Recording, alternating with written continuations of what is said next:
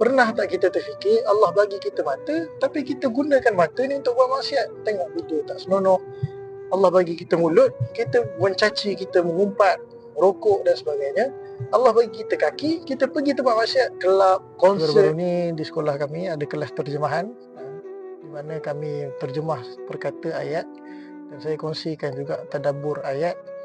Saya sebut kepada para pelajar saya, sebenarnya Allah bagi kita banyak nikmat, tapi pernah tak kita terfikir kita gunakan nikmat yang Allah bagi ni untuk buat maksiat? Kita gunakan nikmat yang Allah bagi ni untuk kita buat benda-benda yang Allah larang. Jadi saya kongsikan ayat A'udzubillahi minasyaitonirrajim. Al-yawma nakhtimu ala afwahihim wa tukallimuna aydihim wa tashhadu arjuluhum bima kanu yaksibun. Surah Al-Azim. Di mana di hari akhirat nanti Allah tutup mulut kita yang akan bercakap, tangan kita, kaki kita, mata kita dan sebagainya, yang akan bersaksi di hadapan Allah apa yang kita buat dengan nikmat yang Allah bagi. So kita sama-sama muhasabah lah. Okay, Wallahu a'lam.